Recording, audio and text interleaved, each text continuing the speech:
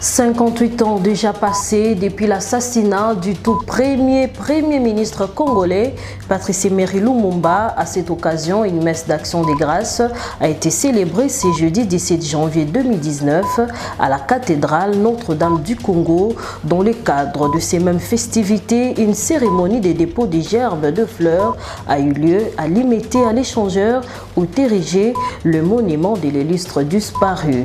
Dans un autre chapitre, 21 ONG et mouvements citoyens exigent du gouvernement congolais le rétablissement de la connexion Internet, des SMS et des signaux coupés de certains médias de la place. En même temps, ils dénoncent toute manipulation à caractère tribal et ethnique en République démocratique du Congo. Voilà tout pour les titres et bienvenue à tous. Ouvrons cette édition par cette information. Ereband Kolongele, nommé directeur de cabinet de Félix Tshisekedi, professeur de droit à l'université de Kinshasa. Le nouveau directeur de cabinet de Félix Tshisekedi a obtenu son doctorat à l'université de Paris-Sorbonne. Il est inscrit au barreau de Kinshasa-Gombe. Ereband Kolongele, originaire de l'ex-Grand Bandundu, a été nommé par Félix Tshisekedi ce 16 janvier 2019 en remplacement de Théo Kadia. Dans le rang de l'UDPS, cette nomination est saluée. C'est un technocrate, un homme extrêmement intelligent, nous confie un haut cadre du parti contacté par Actu 30. Le directeur de cabinet du chef de l'État, lui par contre, est nommé par ordonnance présidentielle. C'est probable qu'il soit confirmé directeur de cabinet du chef de l'État après les verdicts de la Cour si elle proclame Félix Tshisekedi vainqueur de l'élection présidentielle du 30 décembre 2018. Nous avons foi à la Cour qui dira le droit et proclamera Félix Tshisekedi vainqueur sur base de faits probants. La Cour constitutionnelle rendra son arrêt demain vendredi le 18 janvier sauf imprévu. Justement, à propos de la nomination du nouveau directeur de cabinet de Félix Tshisekedi, qui est un ressortissant du Grand Bandundu, certains prêtaient des intentions à Félix Tshisekedi d'être un président tribal, alors qu'il vient de nommer un ressortissant de l'ex-Grand Bandundu. Nous avons posé la question à quelques Cunois sur ce qu'ils pensent de cet acte de Félix Tshisekedi, président provisoirement élu. Pour les Quinois interrogés, le choix porté sur le professeur Désimir Casimir Eberangde est un choix nationaliste. C'est une bonne chose et cela montre réellement qu'il est vraiment le président de tous les Congolais. Comme il y a eu des rumeurs qu'il sera seulement pour des Balouba, mais aujourd'hui il a montré qu'il a vraiment le souci de ce pays, Congo. Il a nommé dans son cabinet un ressortissant de Bandundu. C'est vraiment bien, quelque chose d'encourageant. Écoutez un peu, Félix Tshisekedi aujourd'hui il comprend réellement les biens fondés de l'unité nationale. Et ça montre réellement que non, Félix est vraiment contre ce qu'on peut appeler des clivages ethniques et par rapport à ce qu'on avait écouté que non, ça sera un ressortissant de Mboujima ou bien de Kananga vraiment en tout cas. Moi, ça me fait vraiment du bien vraiment en tout cas. Ça prouve réellement que Félix est en voie de réunir tous les Congolais et il est le président de tous les Congolais vraiment en tout cas. À un jour du verdict de la Cour constitutionnelle, il sera difficile si Félix Tshisekedi est confirmé président élu d'opter pour un autre directeur de cabinet. Le fait le plus important, c'est la confiance. À la veille de la décision de la Cour ou pas, c'est d'abord la confiance. Pourquoi? Parce que autant on le choisit aujourd'hui, je pense que la confiance ne s'estompera pas à 24 heures de celle placée en la personne. Et donc, c'est une bonne couleur annoncée par le chef de l'État proclamé par la CENI, et provisoirement, c'est dans ce sens-là. Et donc, le choix, c'est un choix de la confiance, quitte à être rendu concret sur une ordonnance présidentielle lorsque ça passera en la faveur de Félix Tshisekedi. C'est déjà un choix qui résume la confiance portée en un homme, en une expérience, en une valeur scientifique congolaise. C'est l'esprit qui a toujours caractérisé l'UDPS. Ceux qui connaissent la marche de l'UDPS, ils comprendront qu'il y a eu autant, à l'époque de Etienne Tshisekedi Mulumba, des personnalités comme Akamansia par exemple, c'est des noms qui sont nullement du Kasaï. Il y a eu des personnalités comme des Moleka qui étaient autour de Etienne Tshisekedi Mulumba. L'UDPS en fait c'est un esprit qui continue. C'est vrai, au Congo et en Afrique, on a tendance à peindre les partis politiques de couleur tribalo-ethnique. Dans le cas précis, qu'on ait choisi quelqu'un du Grand Bandundu, de l'ex-Grand Bandundu, ce n'est pas étonnant à mon avis. Pourquoi? Parce que même dans le respect de son électorat, Félix Tshisekedi sait qu'il n'a pas été élu qu'à Kinshasa ou que chez lui dans le Kasaï, il a eu des voix presque partout. Et pour moi, c'est un bon choix qui crée carrément l'équilibre. Et surtout, c'est une façon d'apaiser les quelques tensions qu'il y a eu dans l'arrière-pays, précisément dans l'ex-Grand Bandundu, notamment à Kikwit et autres, où même la cohabitation habituelle entre ces deux peuples, les Kasaïens et ceux de Bandundu, était quand même un tout petit peu mis en péril. Mais comme annoncé au début de ce journal, 58 ans déjà passés depuis l'assassinat le 17 janvier 1961 au Katanga du premier ministre congolais Patrice Emery Lumumba. À l'occasion de ce douloureux anniversaire, une messe d'action des grâces a été célébrée ce jeudi à la cathédrale Notre-Dame du Congo à Lingwala par l'abbé Espérance Baindombe. L'officiant du jour a centré sa prédication sur l'unité, la paix, l'humilité, la patience à l'intention des Congolais. Suivez. De nombreux Congolais ont assisté à cette messe d'action des grâces en mémoire de Patrice Emery Lumumba, dans l'assistance des membres de famille du défunt et de ses compagnons de lutte, ainsi que toute la crème politique de la République démocratique du Congo. Moment important de cette célébration eucharistique, la prédication de l'officiant du jour. Monsieur l'abbé Espérance Baindombe a axé son message sur des mots-clés correspondant à l'actualité politique présente en RDC, entre autres sur l'unité, l'humilité, la patience et l'amour pour l'instauration de la paix au pays. Notre célébration eucharistique de ce jour, en ce 58e anniversaire de l'assassinat de Patrice Emery Lumumba et compagnie, qui a lieu dans un contexte particulier, crucial et délicat de l'histoire de notre pays, se veut non seulement un hommage mérité pour son don de soi jusqu'au sacrifice suprême pour l'amour du Congo, mais aussi un défi pour nous. Défi pour chacun de nous et défi pour tout Congolais que nous sommes. Un défi de l'unité, de la paix et de l'amour. D'une façon ou d'une autre, chacun s'est senti concerné par cette prédication édifiante de l'officiant autour de l'assassinat de Lumumba, l'un des héros nationaux qui restera à jamais un grand selon pasteur Théodore Mugalou, le chef de la maison civile du chef de l'État. Lumumba est mort le 17, à 3 jours de la prestation de serment du nouveau président John Kennedy aux États-Unis. Et Mouzé a été assassiné à 4 jours de la prestation de serment du président Bill Clinton. Et les deux ici sont des patriotes et persécutés par les multinationales et les grandes puissances.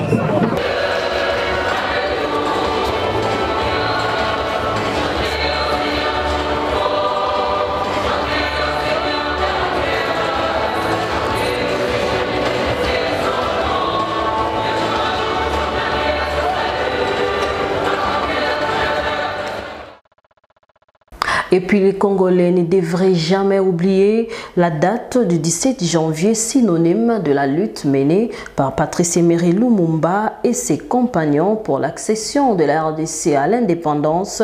C'est le vœu émis par les petits-fils du héros national et ses autres pères. C'était ce jeudi à la sortie de la messe d'Action des Grâces en mémoire de l'illustre disparu.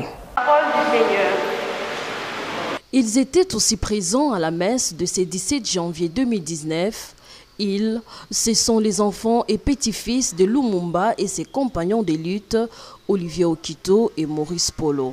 Aux sorties de la dite messe, les uns et les autres étaient porteurs d'un message à l'intention du peuple congolais, message appelant les Congolais à graver d'une encre indélébile cette date tragique de l'histoire de la République démocratique du Congo, marquée par les combats de ces vaillants hommes qu'étaient leurs grands-parents. Le 17 janvier, c'est l'histoire du pays. Le 17 janvier, c'est le Congo.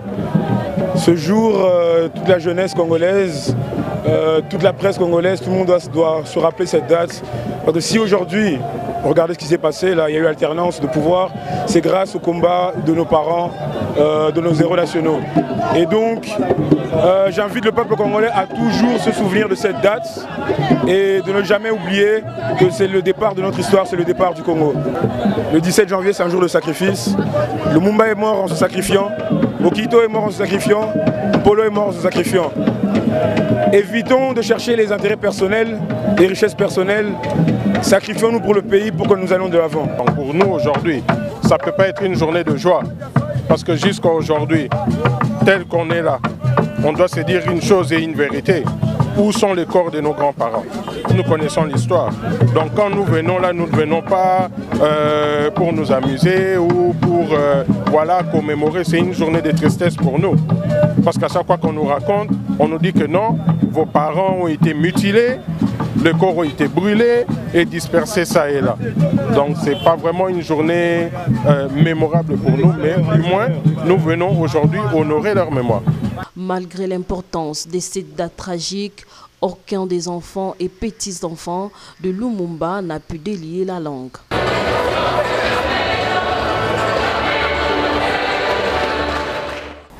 Toujours en hommage à Patrice Emery Lumumba, une cérémonie officielle de dépôt de gerbes de fleurs a été organisée au monument de l'illustre disparu à l'échangère de Limité. Différentes personnalités politiques, nationales, diplomatiques et des officiers militaires du pays y ont défilé à tour de rôle. Le chef de l'État Joseph Kabila était représenté par le président de l'Assemblée nationale Aubin Minaku, Jael Molowai et Moïse Matomo.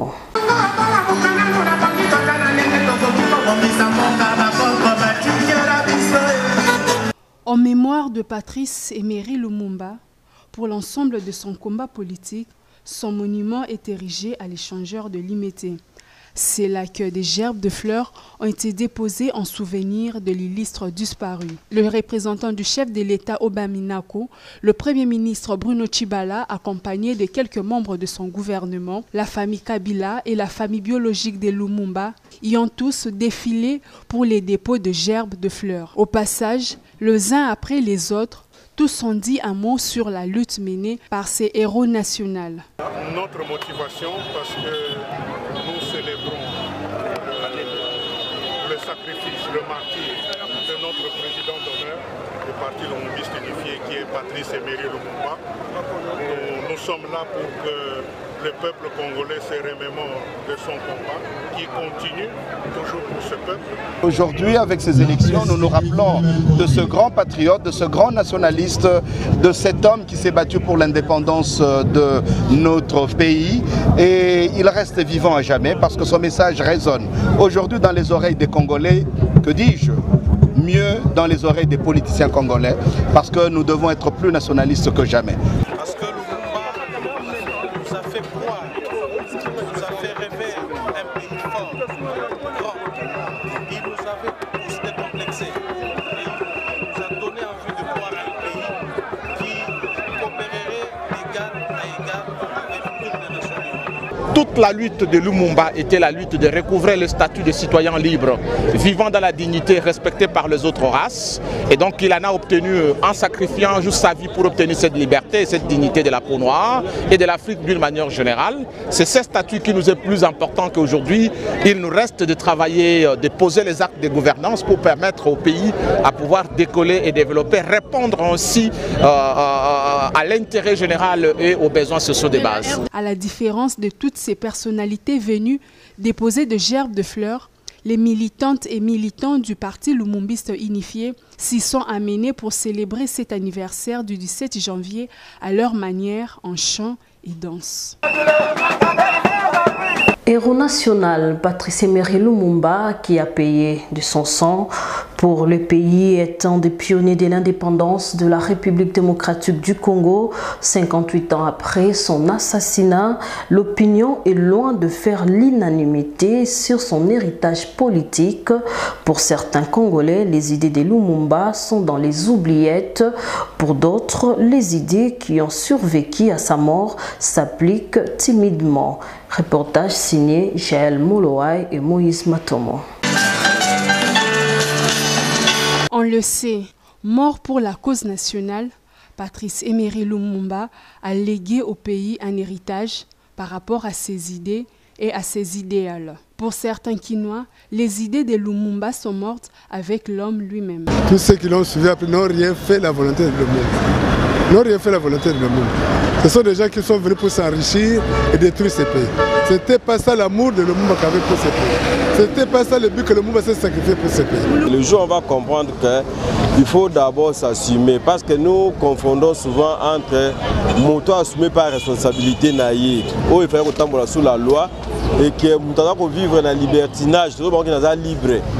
La liberté et le libertinage sont différents. Maye o Lumumba le baki pote Congo ezala balingi kosala tolingi kosala yango te. Lokola makambo etali paix, justice na misala ebongwani pamba te parce que bato bazo kotala kaka esika moko me balingi kotala te mopanzi ya République mobimba. Pour d'autres, même si les idées de Lumumba ne sont pas d'application aujourd'hui, mais ils seront un jour tôt ou tard. Pour tous ceux qui sont encore conspirateurs de la lutte de Lumumba, qu'ils gardent encore en mémoire que le rêve de Lumumba finira par être réalisé un bon jour.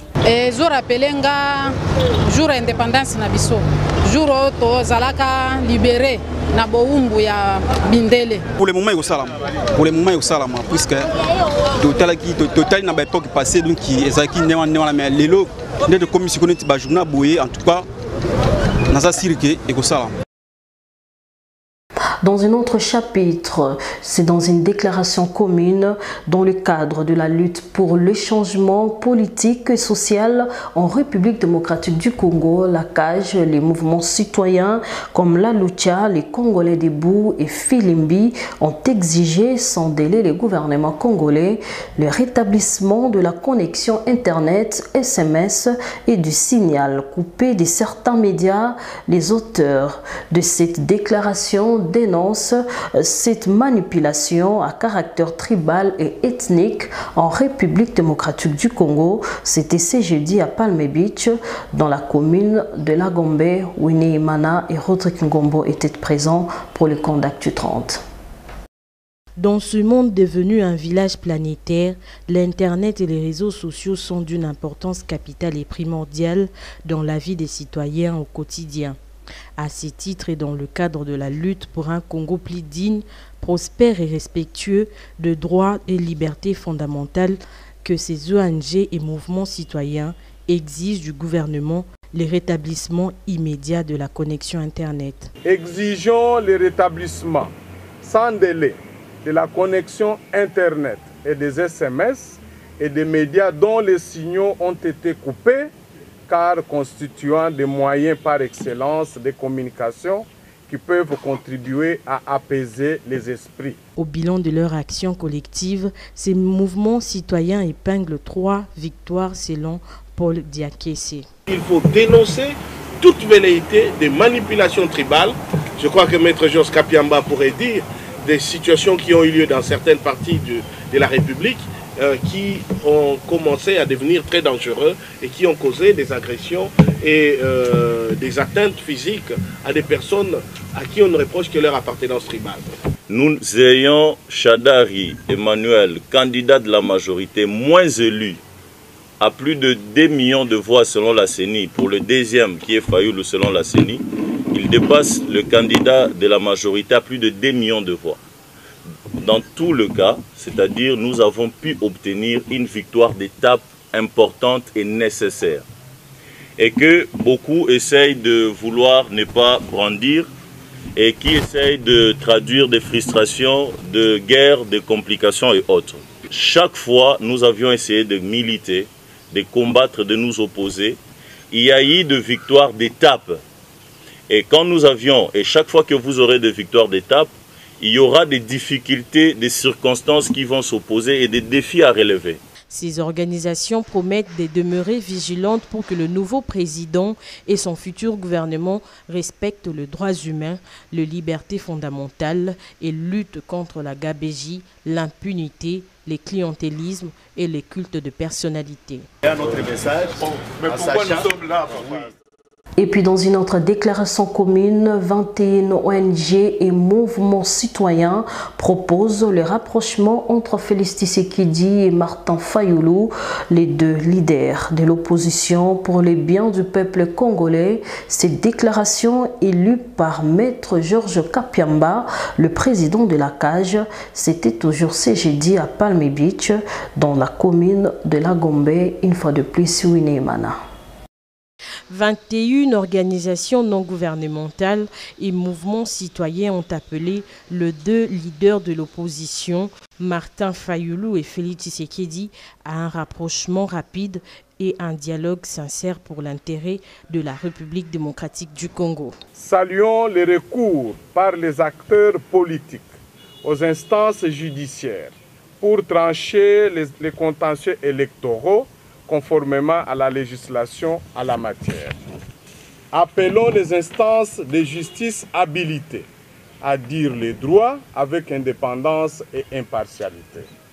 Exhortons les deux principaux leaders de l'opposition à un rapprochement rapide et à un dialogue sincère pour le bien du peuple, pour qui ils disent agir, et ce, dans l'intérêt suprême de la nation, transcendant les considérations individuelles et partisanes de leurs structures politiques respectives.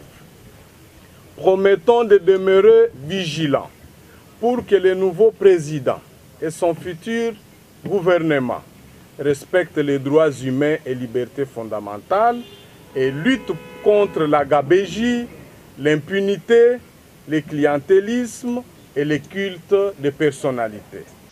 Parmi les organisations non gouvernementales et mouvements citoyens signataires de cette déclaration figurent entre autres le CASC, l'Observatoire de la société civile pour le suivi du dialogue, Azado, la CAGE, Congolais debout, la Lucha et Compte à rebours.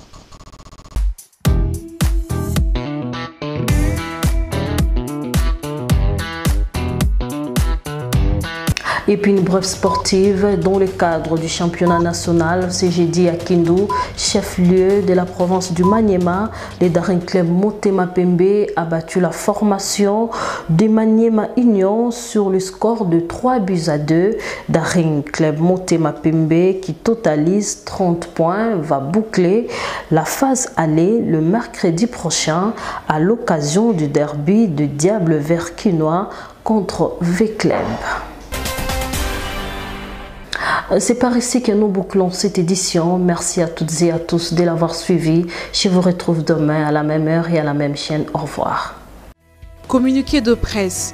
Le conseil d'administration de la Caisse nationale de sécurité sociale informe les partenaires sociaux que sont les employeurs et travailleurs que conformément aux dispositions des articles 2, 3 et 4 du décret numéro 18/041 du 24 novembre 2018, les taux de cotisation dus à la CNSS sont fixés à 18% et répartis comme suit.